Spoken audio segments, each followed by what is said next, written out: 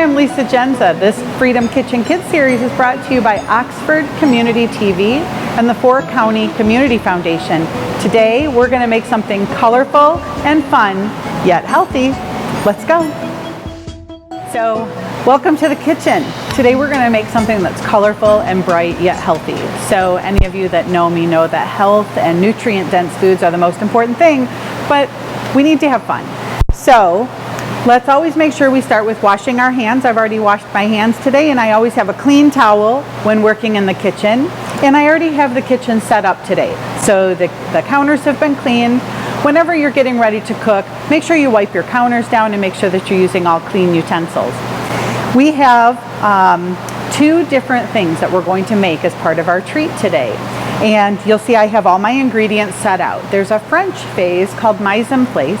And that means having all of your ingredients sorted and measured, having any measuring cups or measuring spoons that you need when you get started so that we can be more organized.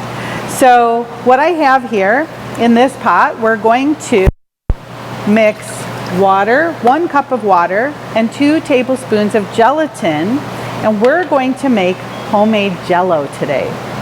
So I'm going to turn this on low. And we're going to talk a little bit about Jell-O and gelatin. Jell-O in and of itself actually, or gelatin, is good for us. But the store versions of Jell-O often have ingredients in them that are not healthy. So artificial colors, artificial flavors, refined sweeteners that can be genetically modified. So if we're going to have Jell-O, I recommend you make it. And this is a recipe that all you kids at home can make as well. For a brand of gelatin that I recommend, I have Great Lakes Gelatin. Great Lakes Gelatin is a very good, clean brand of gelatin. Now all we're going to do is let this thicken. So we have water and gelatin here on the stove. And I have a cup of fresh berries. I have blueberries and I have strawberries. We're going to blend this with just a little bit of honey. So we add our berries. We can do a tablespoon. So that's about a tablespoon worth there of honey. Now, when I use honey in my cooking and my baking, I use local raw honey. So here in Michigan, I get my honey from Mark Spencer, who is a beekeeper. Now we're going to blend up these berries with this honey.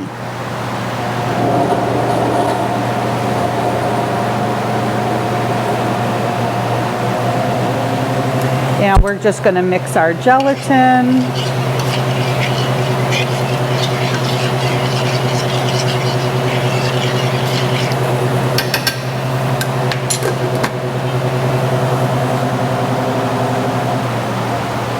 Okay, we're going to mix up our berries.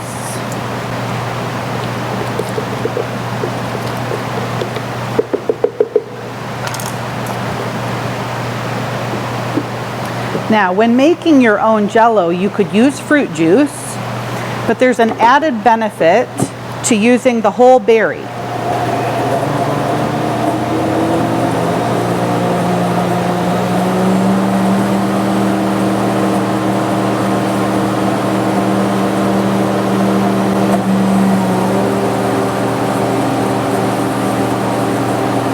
All right.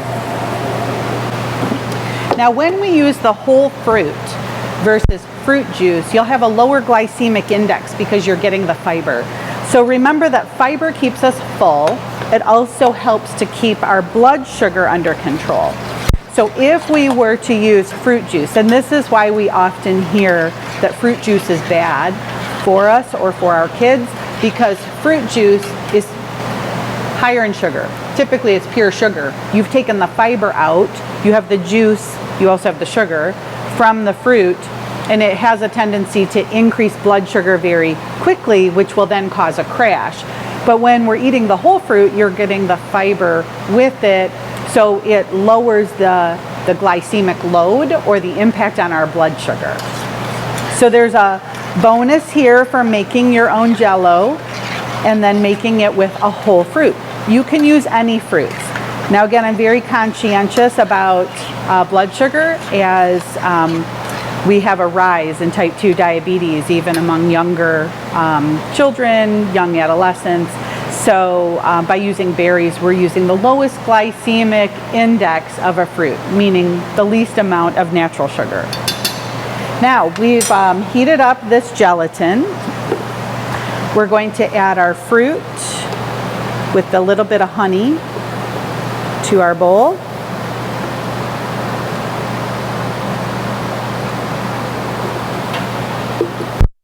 So pretty. And now I'm going to add the gelatin to the fruit. And we're just going to mix that up.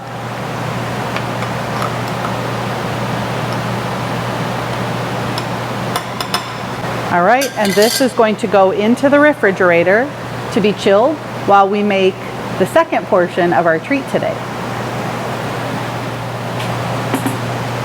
The second part of our treat today is called Magic Milk. Magic Milk because we're going to add Blue Magic.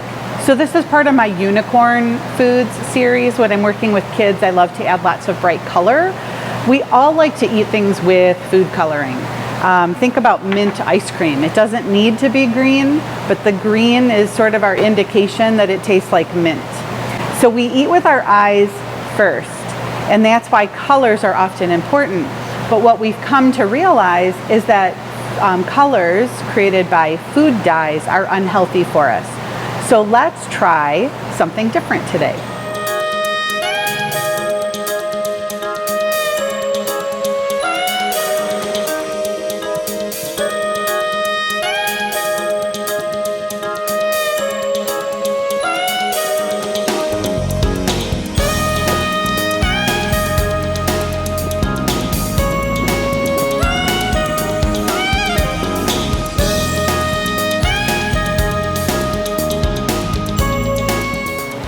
Welcome back. So we're moving on to phase 2 or part 2 of our treat. And our treat today is a very colorful, healthy treat. We started with Jell-O, which is in the refrigerator, chilling right now. And now we're going to make Magic Milk.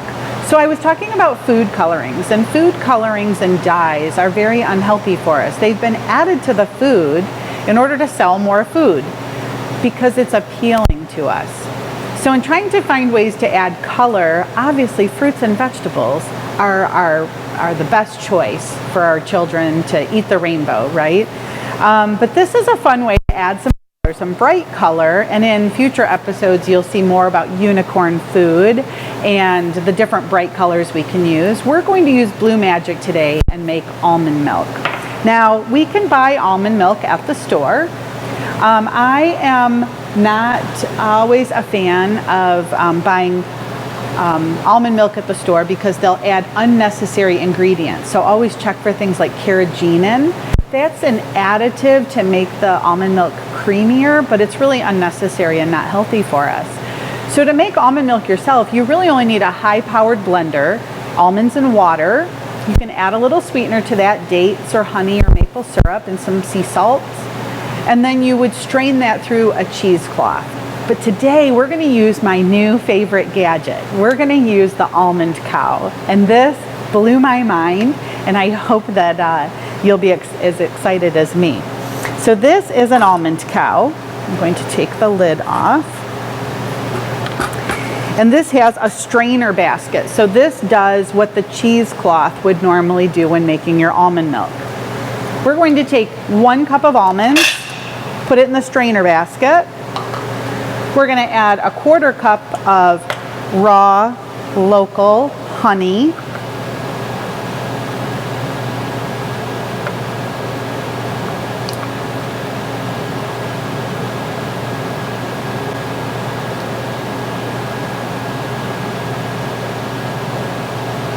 I don't know about you, but I love honey.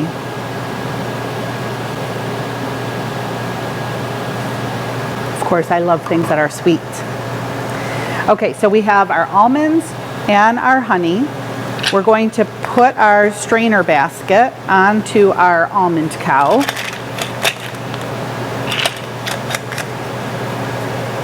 Okay.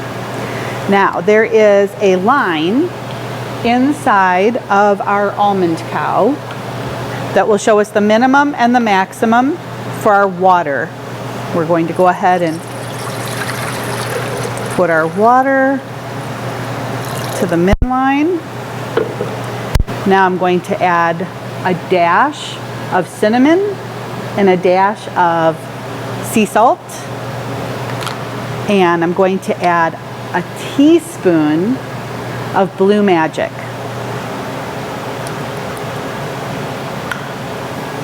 We're going to put our almond cow together. Now you can make any type of milk with the almond cow. You can make oat milk, cashew milk, pistachio milk. You can make coconut milk. Doesn't have to be with nuts. But you can make any type of milk with your almond cow. All we do is we press this little button here on top.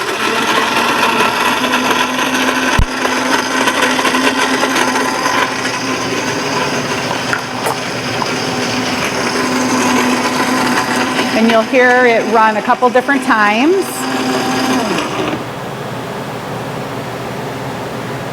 It's so exciting to me.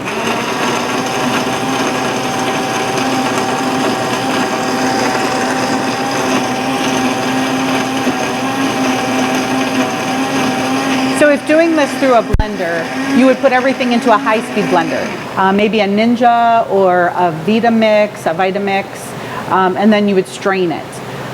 But to get all the nut pulp out, you would want to use something like a cheesecloth. Now, whenever you make a nut milk, you can save your pulp, and the pulp can be used for cookies or can be used in your baked goods. It can be used moist in several recipes, or you can look for a recipe that calls for you dehydrating it. So you would take the pulp, put it in a dehydrator, and then you could put it in a Tupperware container and use it at some point in the future. So then there's very little waste. So that's it. That quick, we have almond milk. And we're going to let some of this run out of here.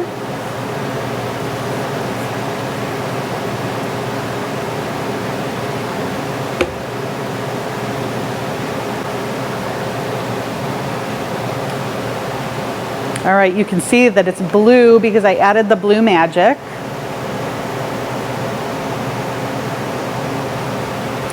So the pulp stays in the strainer basket, and now I have milk.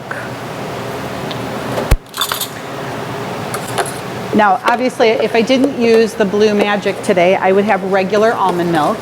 I could do regular milk of any sort in here. But in order to make this fun and a little bit healthier, we added the Blue Magic.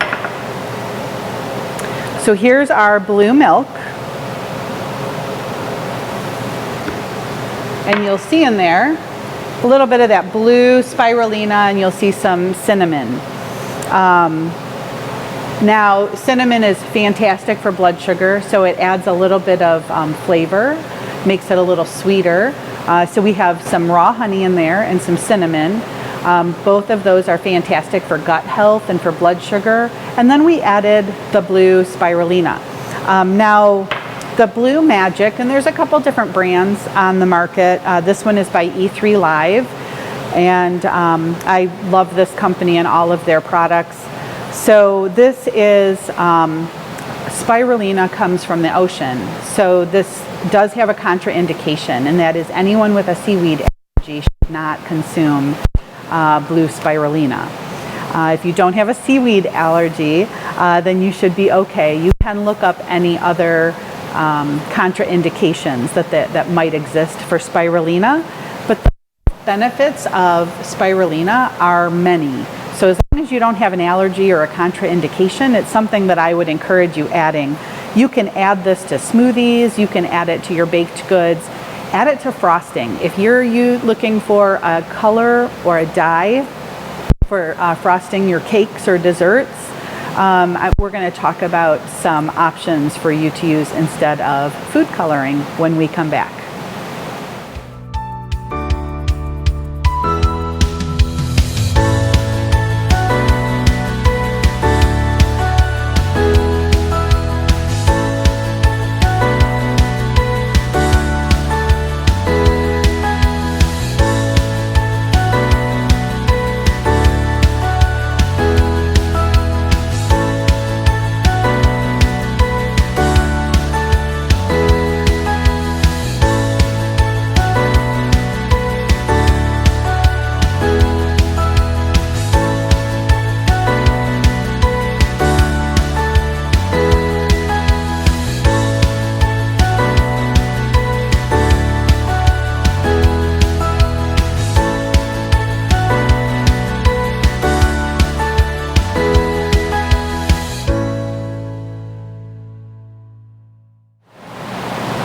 Okay, so we're back and we were talking about replacements for food coloring. So I know we're all tempted to use food coloring or food dye when we're frosting a cake or making desserts. Kids like color. We all like color. Color is fun.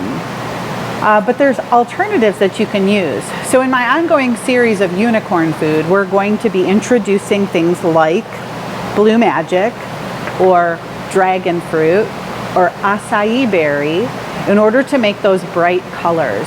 You can use a matcha powder. So matcha is a tea and it's green. Acai berry is purple and dragon fruit is pink, like hot pink. And then of course you see we have a bright blue here with the Blue Magic. These are all superfoods. They're natural foods. They are not food dyes, but they will dye your food. So what we have today is we have the Jell-O that we made. So this Jell-O was just strawberries, blueberries, gelatin, and a tablespoon of honey. And then we made Blue Magic to drink.